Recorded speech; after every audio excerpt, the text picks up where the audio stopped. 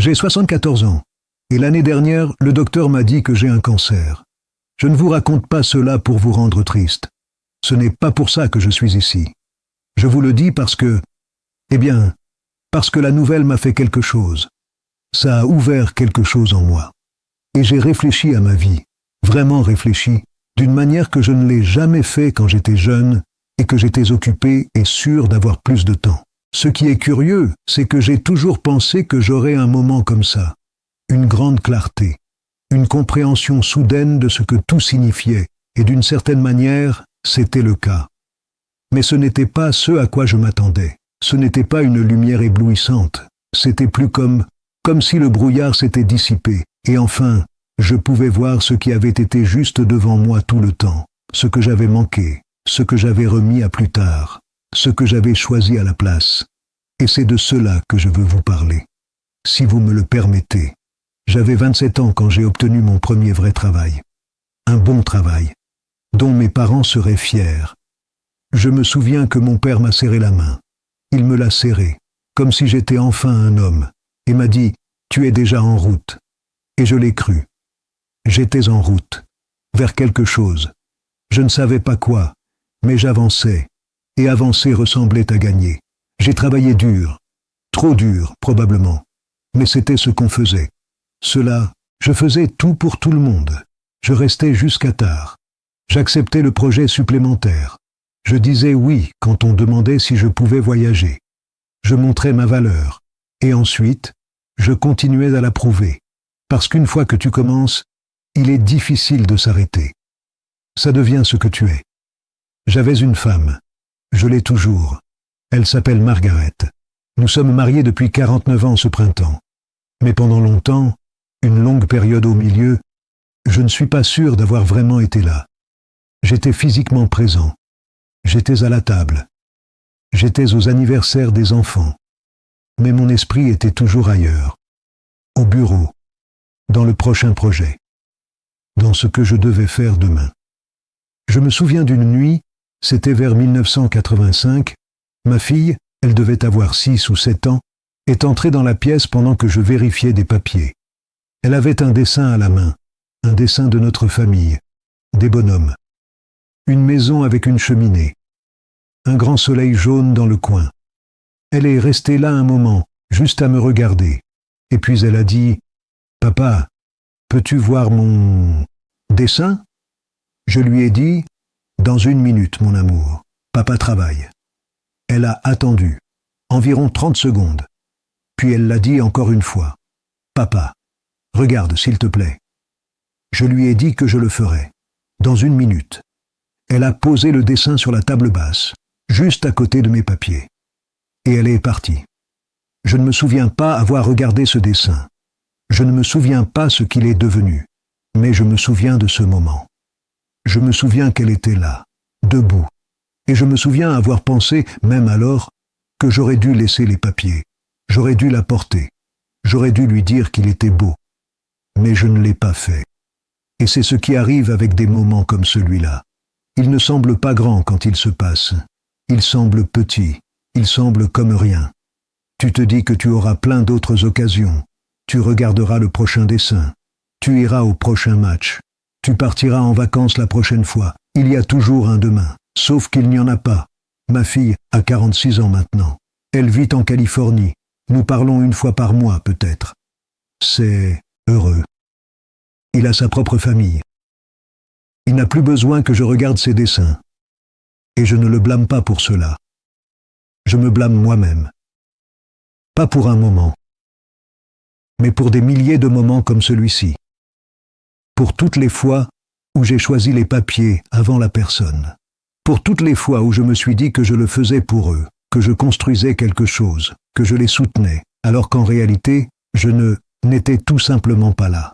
C'est ce qu'on ne te dit pas sur le succès. Ce n'est jamais suffisant. Tu obtiens la promotion et ensuite tu veux la suivante. Tu achètes la maison et ensuite tu veux une plus grande. Tu économises pour la retraite et ensuite tu t'inquiètes de ne pas avoir économisé assez. Il n'y a pas de but final. Il n'y a pas de moment où tu te sens enfin et dis « j'ai réussi. Maintenant, je peux me reposer. » Quand tu te rends compte de cela, tu es fatigué. et les personnes avec qui tu aurais dû t'asseoir ont cessé d'attendre. J'ai beaucoup pensé à cela après le diagnostic. Allongé dans le lit la nuit, regardant le plafond, Margaret endormie à mes côtés. J'ai pensé à toutes les nuits où je rentrais tard à la maison et elle était déjà au lit. Tous les matins où je partais tôt et elle dormait encore. Tous les week-ends que j'ai passés à me mettre à jour pendant qu'elle élevait nos enfants et entretenait notre maison et soutenait notre vie. Elle ne s'est jamais plainte. C'est la pire partie. Elle n'a jamais dit un mot. Parfois, je pense que cela aurait été plus facile si elle avait crié, si elle avait exigé que je sois là. Mais elle m'a juste laissé partir. Elle m'a laissé faire ce que je croyais devoir faire. Et j'ai confondu sa patience avec une permission. J'avais 58 ans quand je me suis retiré. Je pensais que nous voyagerions. Je pensais qu'enfin nous aurions du temps. Et nous l'avons fait, pendant un temps. Nous avons fait une croisière. Nous avons rendu visite à ma fille en Californie. Nous nous sommes assis sur le porche le soir et parlions de bêtises. Mais quelque chose avait changé. Les enfants étaient partis. La maison était silencieuse. Et Margaret et moi, nous étions comme deux personnes qui avaient partagé une vie, mais oublié comment partager une chambre. Nous étions gentils. Nous étions cordiaux. Mais il y avait une distance entre nous que je ne savais pas comment combler. Une distance que j'avais construite, brique par brique, pendant 30 ans. Je ne vous dis pas cela pour que vous ayez pitié de moi. Il ne s'agit pas de ça. Je vous le dis parce que peut-être que vous faites la même chose en ce moment. Peut-être que vous vous dites que vous le ferez plus tard. Que vous appellerez votre mère la semaine prochaine. Que vous emmènerez votre enfant au parc ce week-end. Que vous vous assiérez avec votre partenaire et parlerez vraiment dès que vous aurez terminé ce projet, dès que ce trimestre sera fini, dès que les choses se calmeront. Elles ne se calmeront pas. Pas toutes seules. Vous devez les apaiser. Vous devez choisir. Je l'ai appris trop tard. Il y avait un homme avec qui j'ai travaillé quand j'avais une trentaine d'années. Un homme plus âgé. Il s'appelait Frank. Il avait été dans l'entreprise depuis toujours. Un jour, il est simplement parti. Il a pris sa retraite. Il a nettoyé son bureau. On lui a organisé une petite fête dans la salle de réunion. Tout le monde lui a serré la main et lui a souhaité le meilleur. Je l'ai croisé environ 1 an plus tard. Au supermarché, parmi tous les endroits. Il avait l'air différent, plus léger. Je lui ai demandé comment se passait sa retraite. Et il m'a dit quelque chose que je n'ai jamais oublié. Il a dit « Tu sais quoi ?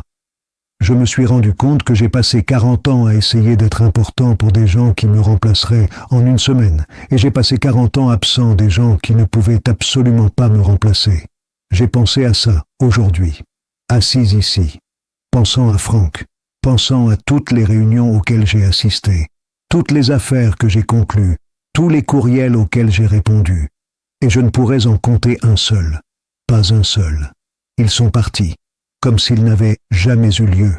Mais je peux vous raconter la fois où mon fils est tombé de son vélo et que je n'étais pas là pour le relever. Margaret me l'a raconté cette nuit-là. Elle a dit qu'il a pleuré pendant 1 heure, pas parce qu'il était blessé, il allait bien, juste un genou éraflé. Mais parce qu'il voulait que je sois là, et j'étais au travail. Je peux vous raconter la fois où ma mère a appelé, vers la fin, et j'ai laissé l'appel passer sur le répondeur parce que j'étais en réunion. Elle est morte 3 semaines plus tard. J'ai toujours ce message.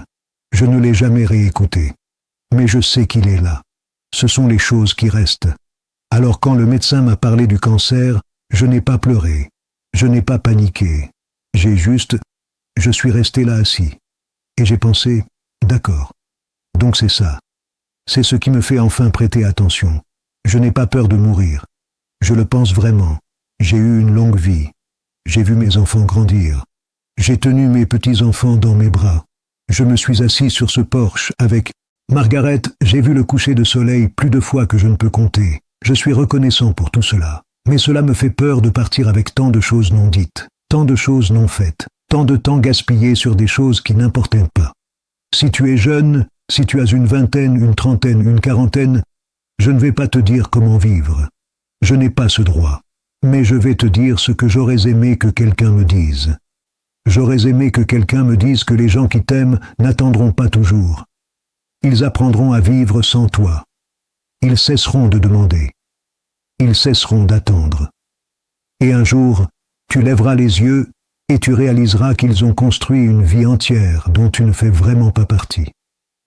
J'aurais aimé que quelqu'un me dise que le succès se ressent bien pendant plus ou moins un jour, et ensuite, tu as besoin de plus, et encore plus, et encore plus.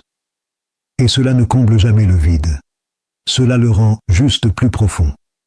J'aurais aimé que quelqu'un me dise que le temps est la seule chose que tu ne peux pas récupérer. Tu peux gagner plus d'argent, tu peux corriger une erreur, tu peux demander des excuses, mais tu ne peux pas récupérer une seule heure, pas une. J'aimerais que quelqu'un m'ait dit que être présent, vraiment présent, est la chose la plus difficile et importante que tu feras jamais, et que personne ne te récompensera pour cela. Personne ne te donnera une promotion pour avoir laissé le téléphone et regardé ton enfant dans les yeux. Mais cet enfant s'en souviendra, ou se souviendra que tu ne l'as pas fait. Je sais que cela semble lourd, je sais que ce n'est pas facile à entendre, mais je ne le dis pas pour vous accabler. Je le dis parce que mon temps pour dire quelque chose s'épuise. Et je pense que si au moins une personne écoute cela et prend une décision différente, si au moins une personne laisse les papiers et prend son enfant dans ses bras, alors peut-être que ce n'était pas juste moi parlant dans le vide. Margaret et moi nous asseyons sur le porche presque tous les après-midi maintenant. Nous ne parlons pas beaucoup, pas besoin. Mais parfois, elle tend la main et prend la mienne. Et moi, je soutiens. Et je pense à toutes les années où je ne l'ai pas soutenue. Tous les après-midi où j'étais ailleurs. Toutes les fois où elle était ici, attendant, et je ne suis jamais apparu. Je ne peux pas récupérer ces années. Je le sais. Mais je peux tenir sa main maintenant. Je peux être ici maintenant.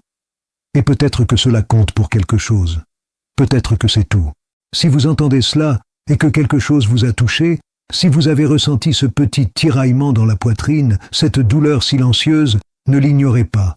Ce n'est pas de la culpabilité. Ce n'est pas moi qui essaie de vous faire sentir mal. C'est vous. C'est la partie de vous qui le sait déjà. Qui sait déjà ce qui compte. Qui sait déjà que vous êtes à la dérive. Écoutez-le, tant que vous le pouvez encore. J'ai 74 ans. J'ai un cancer. Et je n'ai pas peur. Mais je suis triste. Je suis triste pour les dessins que je n'ai pas regardés, pour les appels que je n'ai pas pris, pour la main que je n'ai pas tenue. Ne soyez pas comme moi. Soyez là. C'est tout ce que j'ai à dire.